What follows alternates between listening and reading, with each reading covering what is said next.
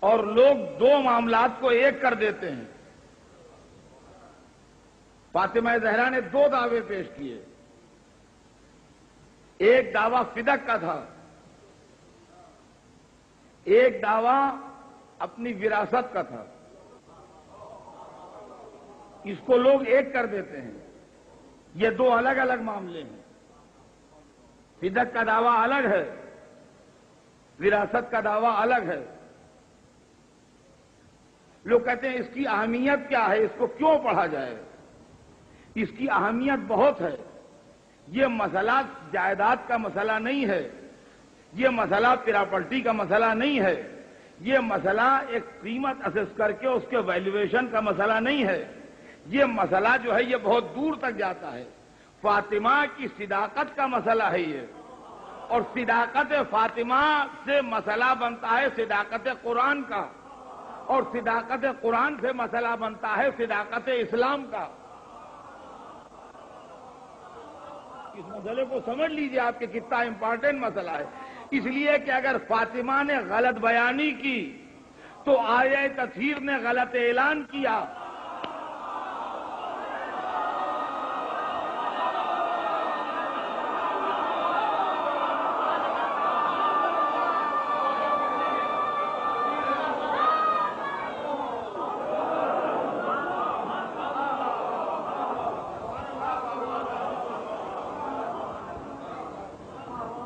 دیکھیے فاطمہ سے جڑی ہوئی ہے آیہ تطہیر، آیہ تطہیر سے جڑا ہوا ہے پورا قرآن، پورے قرآن سے جڑا ہوا ہے پورا اسلام۔ تو یہ مسئلہ وہ ہے کہ اگر آپ نے یہ نیچے کی اینٹ کھسکا لی تو پوری بلڈنگ کولیپس ہو جائے گی۔ اس لیے کہ اگر فاطمہ نے غلط دعویٰ کیا تو آیہ تطہیر نے غلط اعلان کیا، تو قرآن نے غلط بات کہی، تو پھر اسلام سچا دین نہیں رہ جاتا۔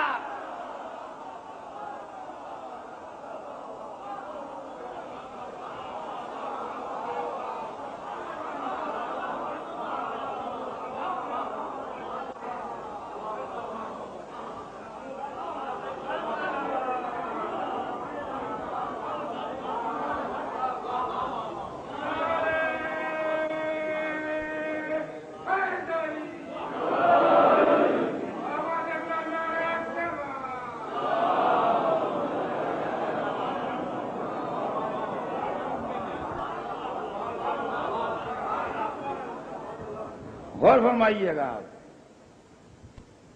یہ مسئلہ نہ جذبات کا مسئلہ ہے، نہ یہ ذاتی موافقت یا مخالفت کا مسئلہ ہے، بلکہ یہ ایک ٹیکنیکل معاملہ ہے۔ اس کو ٹیکنیکل انداز میں دیکھیے آپ، اور تاریخ کے اندر پورا ریکارڈ موجود ہے، اس کو پڑھیے۔ فاطمہ گئیں، جا کے کھڑی ہوئی، کہا رسول کی بیٹی کیسے تشریف لائیں؟ کہا میرے بابا بدعت مجھے دے گئے ہیں، تم نے لے لیا ہے، میں اس کو واپس مانگنے آئی ہوں، اس لیے آئی ہوں۔ کہ آپ پاس گواہ ہیں؟ سوال ہوا کہ آپ پاس گواہ ہیں؟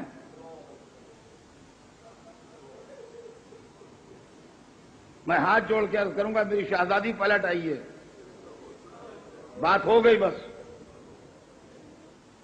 سمجھداروں کے لیے اشارہ کافی ہے، اس لیے کہ فاطمہ سے گواہ مانگنا آیہ تطہیر پر عدم اعتماد ہے۔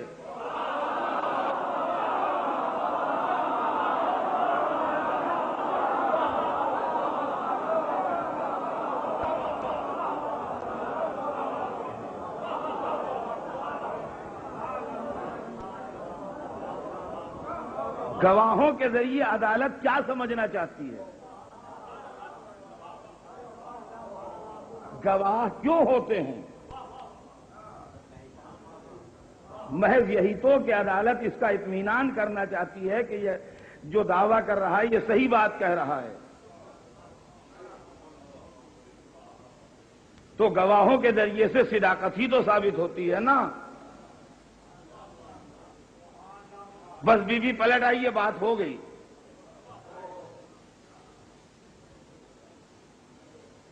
اب آگے بات کچھ نہیں، تشریف لائیے۔ کہ نہیں؟ کہاں ہیں گواہ؟ کیا آپ پاس گواہ ہیں؟ کہاں ہیں گواہ؟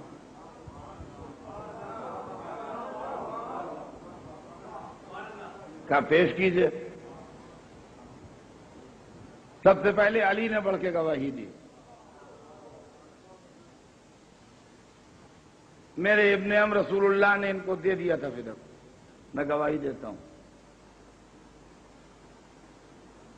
گواہ امام حسن ہے. میں گواہی دیتا ہوں کہ میرے نانا نے گواہ ان کو فدق دے دیا تھا. امام حسین آئے. میں گواہی دیتا ہوں میرے نانا نے میری ماں کو فدق دے دیا تھا. اس کے بعد رسول کے والد کی کنیز جن کو رسول نے آزاد کر دیا تھا ام ایمن وہ آئیں. ان کا میں گواہی دیتی ہوں کہ میرے آقا نے ان کو فدق دے دیا تھا.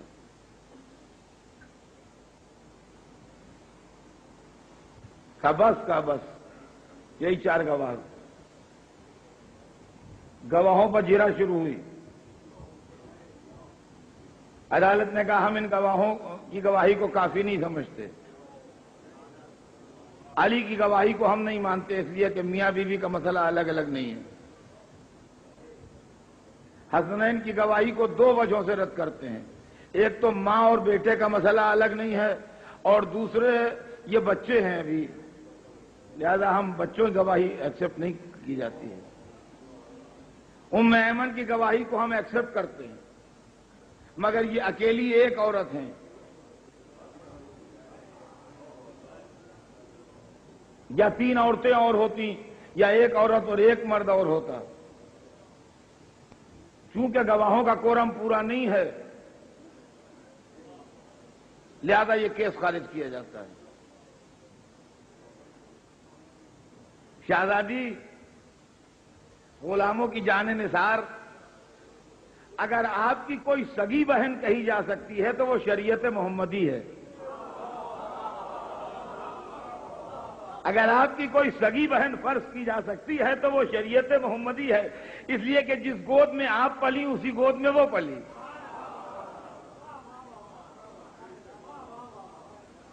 آپ نے یہ کون سے گواہ پیش کیے؟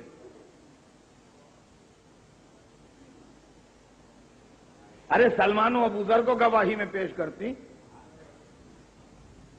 مقداد و عمار کو گواہی میں پیش کر دیتی. کیا سلمان و ابوذر گواہی نہ دے دیتے یا اس حقیقت سے بے خبر تھے وہ؟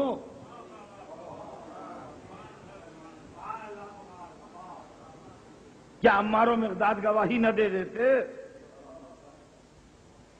اس حقیقت سے بے خبر تھے کیا وہ؟ یا آپ نے کون سے گواہ پیش کیے جن پر یہ جرح ہوئی؟ کیا تم بات سمجھے ہی نہیں؟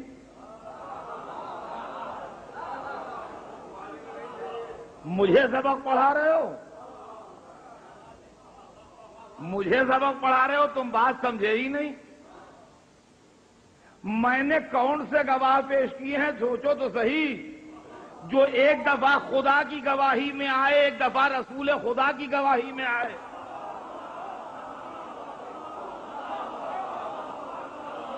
صلوات بھیجنے محمد.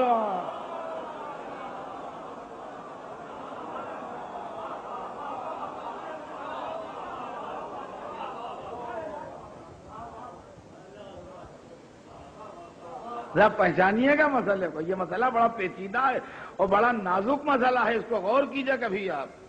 اتنے مومن یہاں سے وہاں تک بیٹھے ہیں, میں کہہ دوں یہ سب جھوٹے لوگ ہیں, میرے اوپر شرعی چارج کیا لگے گا؟ میں فاسق ہو گیا ان کو جھوٹا کہہ کے. میں فاسق ہو گیا ان کو جھوٹا کہہ کے.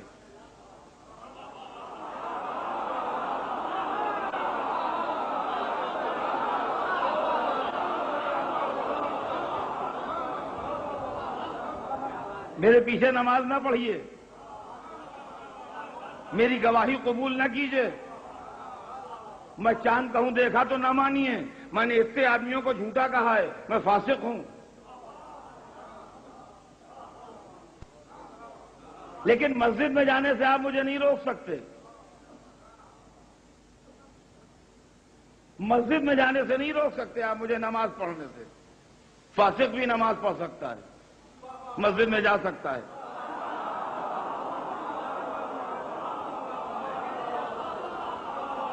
لیکن اگر میں کہہ دوں قرآن جھوٹا, تو آپ میں سے کسی کو کچھ نہیں کہا, مگر مسجد میں قدم نہیں رکھ سکتا.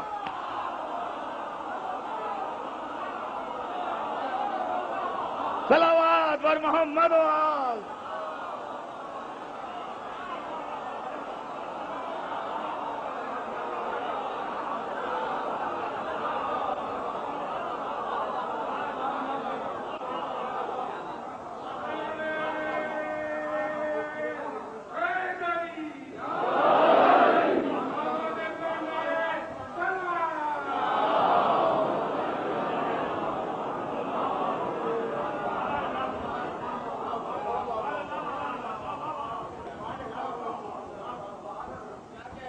عزیزان محترم, یہ مسئلہ عجیب و غریب ہے.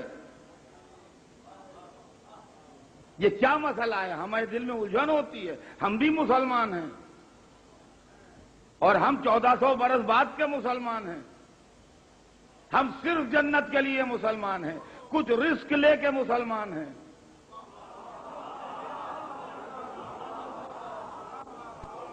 اپنی جان کو خطرے میں ڈال کے مسلمان ہیں. تو ہم ڈبل رسک نہیں لے سکتے کہ دنیا کا بھی رسک لیں, آخرت کا بھی.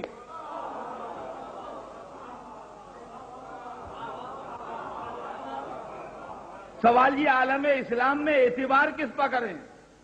وہی مجمع جو کل رسول اللہ کے ساتھ مباہلے میں گیا تھا.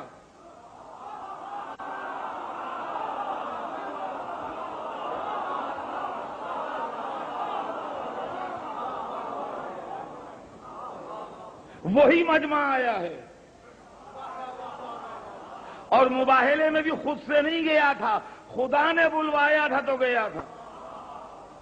وَمَنْ حَاجَّكَ فِيهِ مِنْ بَعْدِ مَا جَاءَكَ مِنَ الْعِلْمِ فَقُلْ تَعَالَوْا نَدْعُ أَبْنَاءَنَا وَأَبْنَاءَكُمْ وَنِسَاءَنَا وَنِسَاءَكُمْ وَأَنفُسَنَا وَأَنفُسَكُمْ ثُمَّ نَبْتَهِلْ فَنَجْعَلْ لَعْنَةَ اللَّهِ عَلَى الْكَاذِبِينَ.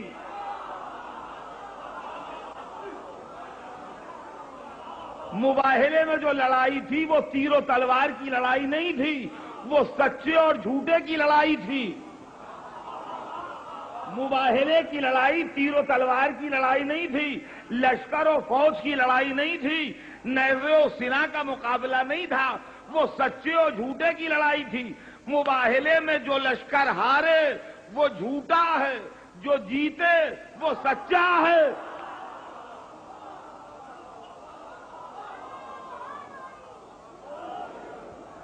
مباہلے کے سچے سب ایک جگہ جمع ہیں سال بھر کے بعد.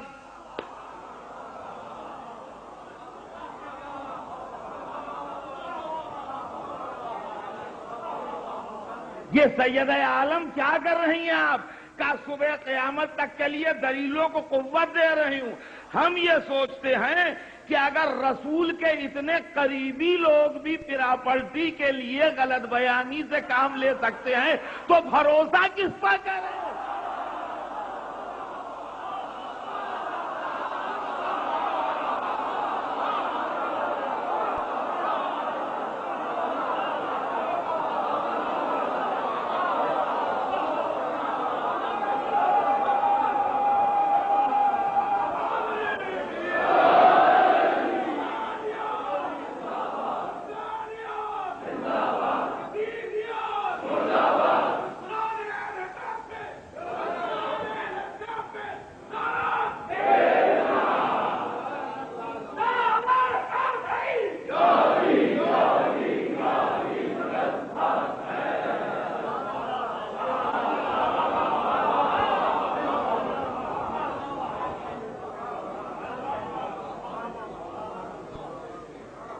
اب جو لوگ سیدہ کی گواہی میں آئے ان میں ایک علی بھی ہیں. دیکھیے مسئلہ بڑا اہم ہے اور پیچیدہ ہے. علی ایک بات کہہ رہے ہیں اور عدالت اسے ایکسپٹ نہیں کر رہی ہے. اس کا مطلب یہ ہے کہ علی کی صداقت عدالت کو مطمئن نہیں کر پا رہی ہے. چلو کوئی بات نہیں ہے، لیکن گڑبڑ بعد میں ہوئی جب مسلمانوں نے انہی علی کو خلیفہ منتخب کر لیا.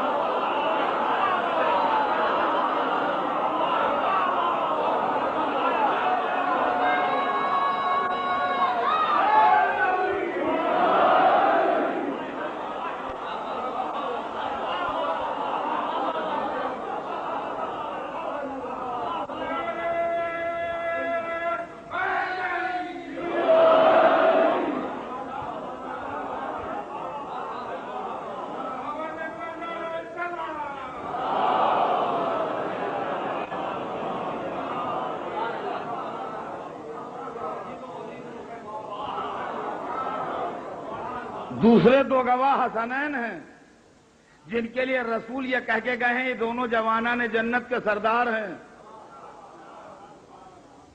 یہ دونوں جوانان جنت کے سردار ہیں. اب یہ دوسری مصیبت قیامت کے دن آنے کا اندیشہ ہے جب آدم آ کے فریاد کریں گے کہ معبود میں نے ایک وہ گیہوں کھایا جو مجھ پر حرام نہیں تھا تو جنت سے نکال دیا، اور انہوں نے پورے باغ کا دعویٰ کیا جو جائز نہیں تھا.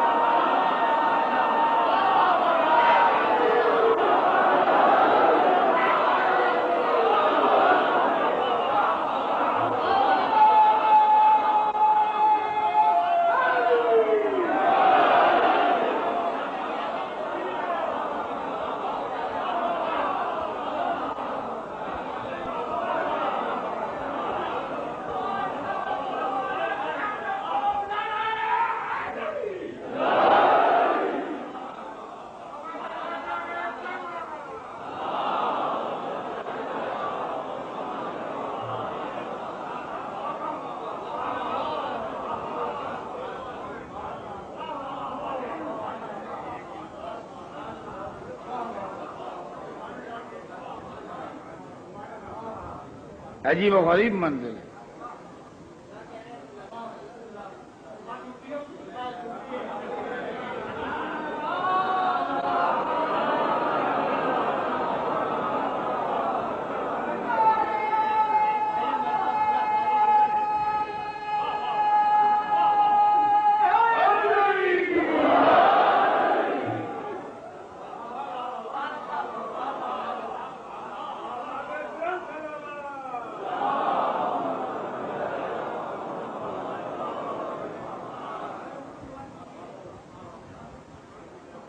عجیب و غریب منظر ہے عزیزان گرامی. یہ ایک کیس تھا. اب پر پوچھوں بی بی یہ ام ایمن کیسے آ گئی معصوموں کے جھرمٹ میں؟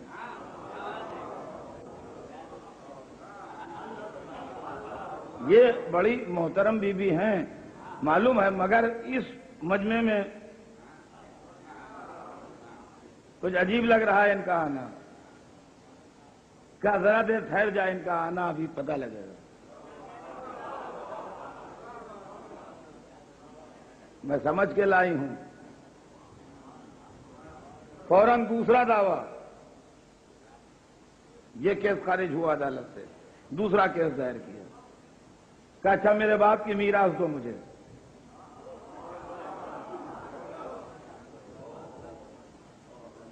میرے باپ کی میراث میں جو میرا حصہ ہے وہ دو.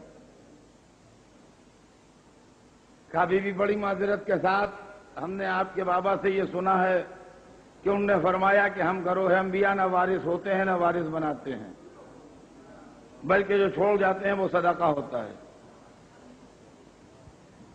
یہ بات رسول کو ان لوگوں سے نہیں کہنا چاہیے تھی جو جن تک رسول کی وراثت نہیں پہنچتی ہے. ان سے کہنا چاہیے تھی جن تک وراثت پہنچتی ہے.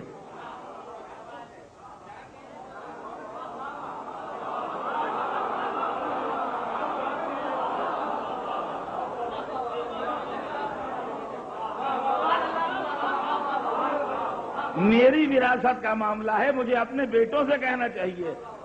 آپ میرے محترم دوست صحیح، مگر آپ سے تعلق کیا؟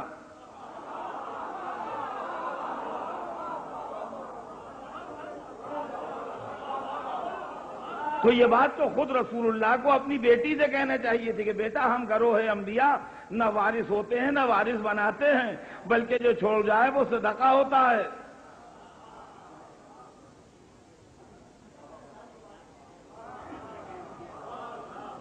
چلو لے جاؤ حق فاطمہ، صدقہ بنا کے دے دیا۔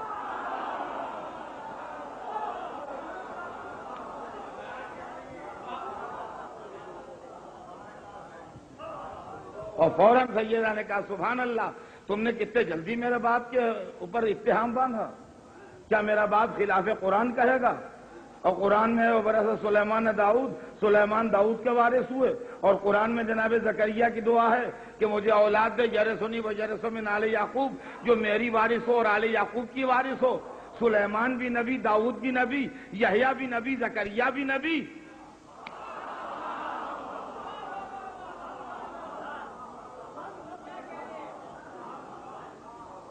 قرآن کی 2 آیتیں سید عالم نے پیش کی، اور اس کے بعد کہا کہ میراث کی جو حکم عمومی کی آیت ہے اس کے اندر اولاد پیغمبر کو مستثنیٰ نہیں کیا گیا ہے۔ یہ تیسری آیت،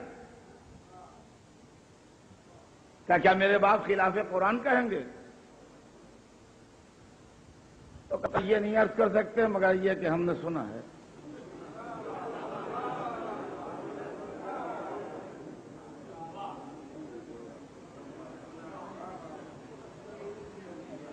ہم نے سنا۔ عزیزان گرامی، اب چونکہ کہا کہ تمہاری اولاد تمہاری وارث ہوگی، کہاں کا خوب، تمہاری اولاد تمہاری وارث ہو، میں اپنے باپ کی وارث نہ ہوں، ہم نے یہی سنا ہے، لہذا ہم اس میں سے کچھ دے نہیں سکتے آپ کو۔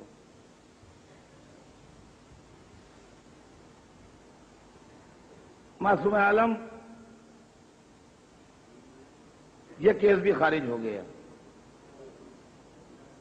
یہ کیس بھی خارج ہو گیا، لیکن قرآن مجید نے عجیب و غریب پرابلم کریٹ کر دی۔ توجہ چاہتا ہوں عزیزان گرامی، جہاں جہاں آواز جا رہی ہے، قرآن مجید میں جب جنت کا ذکر آیا تو ارشاد ہوا تلک الجنت التی نورث من عبادنا من کان تقیا، یہ جنت وہ ہے جس کا وارث ہم انہیں بنائیں گے جو تقی ہوں۔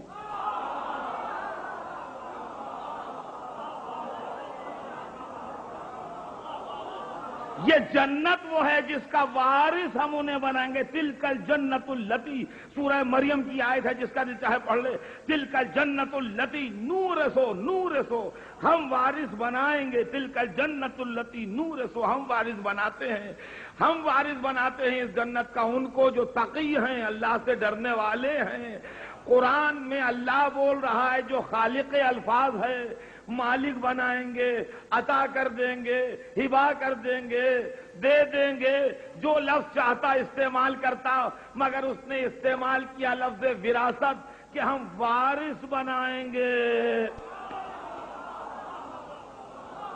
ہم وارث بنائیں گے۔ قیامت کے دن تو صحیح کہ جو یہ آیت مصیبت نہ بن جائے، جب گناہگار امت رسول اللہ کی طرف دوڑ کے جائے، حضور جنت دلائیے، حضور کہے جنت وراثت سے ملتی ہے، ہم گروہ انبیاء نہ وارث ہوتے ہیں نہ وارث